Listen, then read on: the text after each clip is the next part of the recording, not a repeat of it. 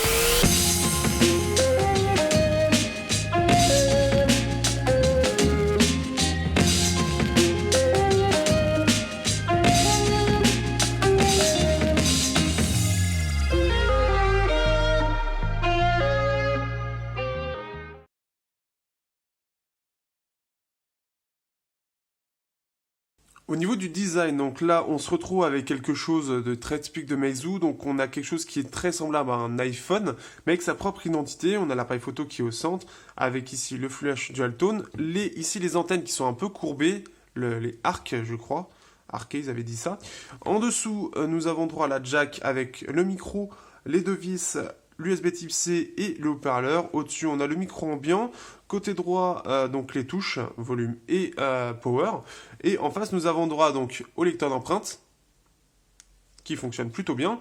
Ensuite, nous avons droit donc qui sert aussi bien sûr de bouton home, etc. On a ici la plaine de 5 mégapixels, ici le capteur de luminosité et proximité avec le haut-parleur en façade.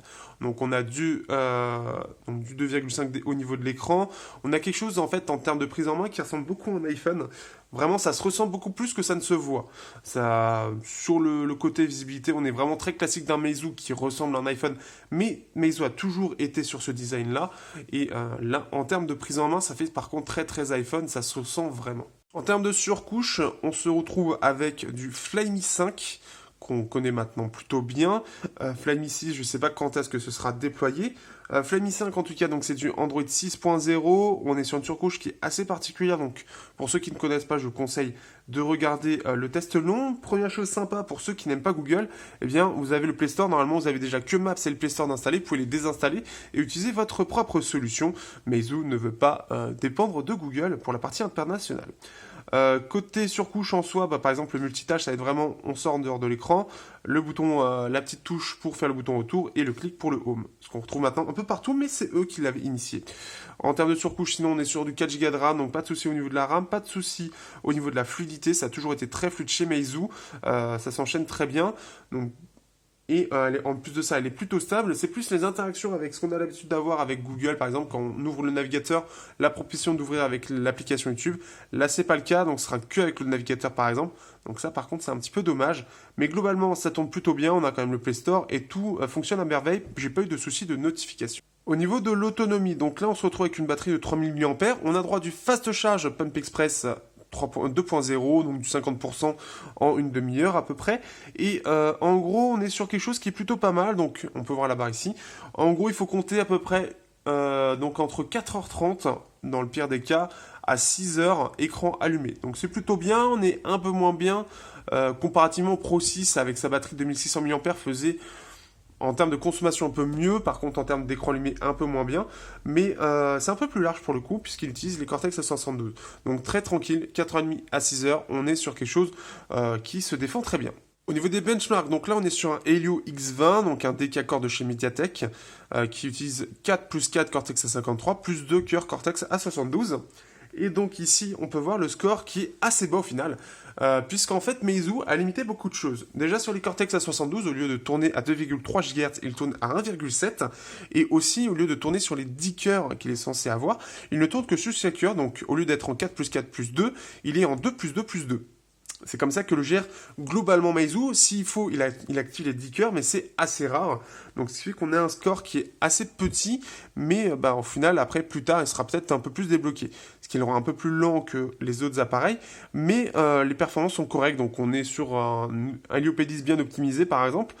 En gros, on est sur un Snapdragon 650, donc ça se défend quand même bien, hein, c'est pas mauvais non plus, mais c'est juste que c'est plus limité puisqu'on est censé avoir du 4500 en termes de multicœur. Au niveau de la puce graphique, on est sur un Mali T880 MP4, comme le Honor 8, comme le Kirin 950, ce qui fait qu'en termes de performance, on est plutôt bon. À comparer au Honor 8, on est un petit peu plus limité, par contre, on consomme beaucoup moins, c'est surtout ça l'avantage. Après, on sera meilleur que le Snapdragon 625, qui lui fait 382, mais dans les faits, ce sera mieux. On sera aussi meilleur que pas mal de processeurs, mais par exemple, le Snapdragon 808, on sera meilleur aussi. Qu'est-ce que nous avons d'autre? En gros, ça va être surtout, voilà, on est dans la bonne moyenne, on a surtout une bonne puce graphique. Là, on peut voir le S7 qui fait à peu près autant, mais il a un écran 2K. Pourtant, lui, il a du MP12 au lieu du MP4.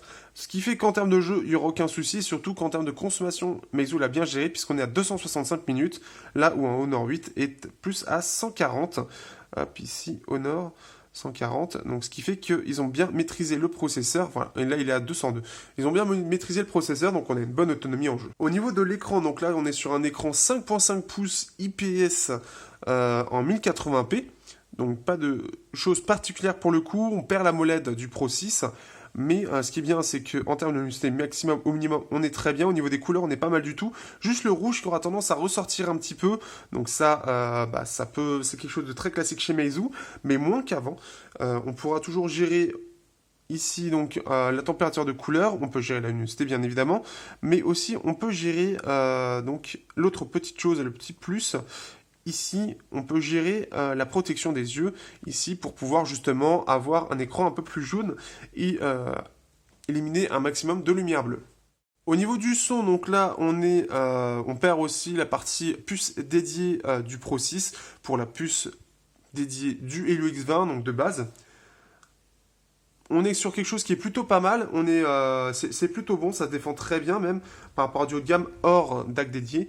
Donc ce qui fait que pour ceux qui aiment plutôt bien écouter de la musique, vous aurez une bonne puce son, donc les casques un peu particuliers tels que le KZ-ZST que j'utilise souvent seront exploités sans problème. Au niveau du haut-parleur, c'est assez équilibré, par contre au maximum ça aura tendance à saturer.